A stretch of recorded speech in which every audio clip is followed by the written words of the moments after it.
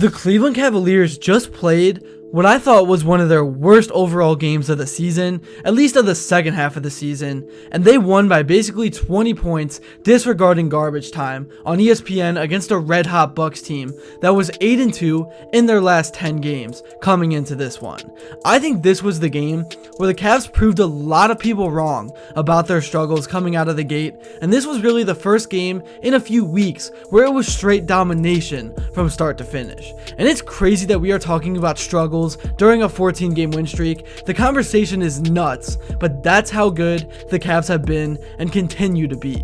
Before I get into everything in this video, I would really appreciate it if you would drop a like and subscribe. It only takes 5 seconds, plus you can always change your mind. We are on the road to 50,000 subscribers, believe it or not, and with your support, I believe that we can get there super fast.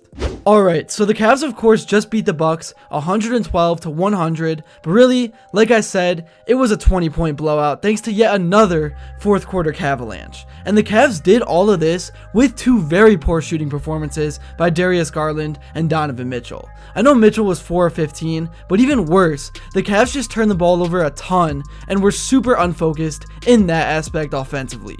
But they get a pass because on the defensive end, the Cavs forced even more turnovers. The Bucks just looked so deflated and frustrated out there. They did everything they could. This specific game is just a very bad matchup for them and really has been over the past few years since the Cavs got Mobley and Allen. I just cannot stand the narrative and how much ESPN and other platforms still are trying to keep the Cavs out of finals talks. I know Charles Barkley gave them credit, but he's probably just a curse for saying what he said. But Perkins, Stephen A for obvious reasons, all those guys just won't give the Cavs any real chance. And it's not that it matters, because it doesn't, like at all, but as a Cavs fan, it's annoying to turn on the TV 20 minutes before the start of the game and still only get to hear about 1 minute of Cavs talk compared to 20 minutes of Lakers and Celtics talk. But hey, everything is earned in Cleveland. They need to perform in the playoffs, and then the narrative will finally change. And as Kenny Atkinson talked about at the beginning of his post-game interview following this win, this is the deepest team in the league. They continue to show it. The ability to run a full 10-man rotation is really starting to pay off down the stretch of the season because teams are wearing down, but the Cavs, who have played 5 games in 8 days or something like that, still just looked like they were having fun out there, and they have just been toying with their opponents. To me, this was such an impressive win because on the offensive end, there was no flow. The entire starting lineup besides Max Strus really struggled.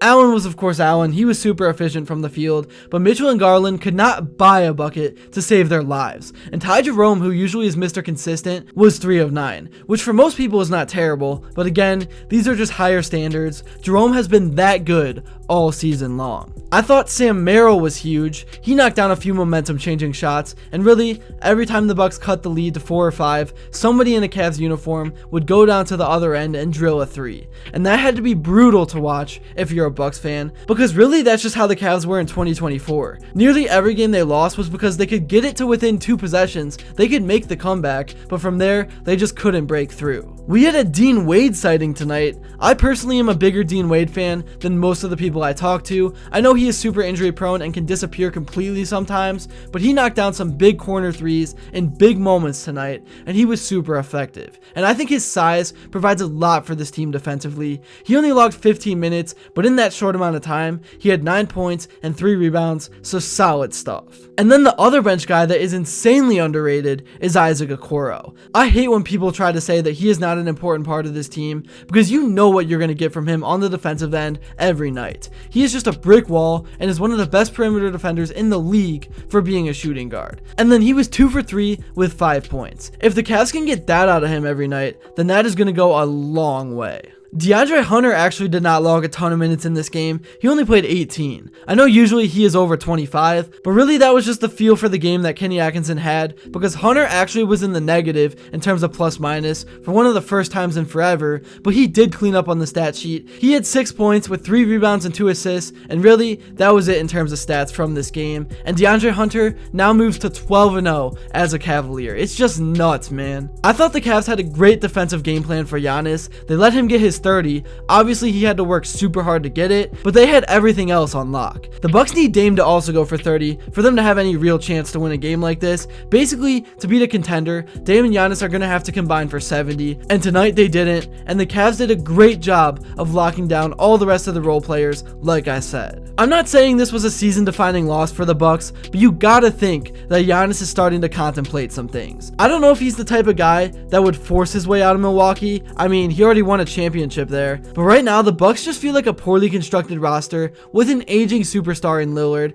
and it feels like day by day they are getting further away from their ceiling rather than closer to it. And today was a reminder that the Cavs have arrived and they are going to be here for a long time. They have way surpassed everyone in the East. Obviously Boston is still right there. I gotta include them or else I will get like 20 hate comments from the 20 Boston fans that will come across this video. But right now, in terms of tiers of the NBA, I think Cleveland and OKC are in tier 1, the Celtics, Lakers, and Knicks are in tier 2, and then the Bucks, Nuggets, Memphis, and Houston are in tier 3. Maybe Golden State can jump in there now as well with Jimmy Butler, but I think the Cavs are that good, and after trading for Hunter, they have really separated themselves in the East. Obviously, there is still a lot to prove and a lot of games to be played, and staying healthy is the biggest X factor to all of this, but you gotta think, if the Cavs and the Celtics played a 7-game series right now, with Cleveland getting home court advantage, you gotta think the Cavs would be slight favorites. Anyways, getting back on track, this was the first time in 15 years that the Cavs have swept the season series against the Bucks, and this season has been a lot of that. There have been so many random records that have been broken, and I only expect that to continue. I really do hope that Mitchell and Garland can get their efficiency back on track soon. I don't want that to become a lingering problem, but you know what? I can't even be mad at tonight because I think the backcourt struggling so bad like they did, it gave a chance for the Cavs to prove that they can find a way to win against a pretty elite team by using the other weapons like Mobley, Jerome, Merrill, and Strus as the go-to guys in the offense. Basically, in summary, the Cavs' depth was on full display. I'm definitely curious in the comments below to hear what you guys thought about this win, and here's what Atkinson as well as some of the other guys had to say. I think you wear people down that way, and just really happy for Dean and Ice and Sam. Those guys are just a big part of this team, big part of why we have such a we're having such a great season. We just keep finding ways to win. That's the most dangerous thing about this team is any given night, anybody could step up and help win a game. So tonight I was fortunate enough to make some shots, but everybody played well. Everybody did their job, and we were able to get a win.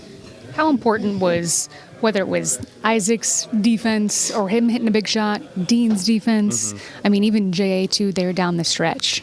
Yeah, they got some good players over there, and Ev, J.A., DG, those guys made it tough on them. And then off the bench, we had a lot of guys step up. That's really all I got for this video. Thank you all so much if you made it to this point, and if you enjoyed and haven't yet, please be sure to drop a like and subscribe because your support truly does mean the world. And also, let me know what you'd like to see next, and until then, I will see you all later.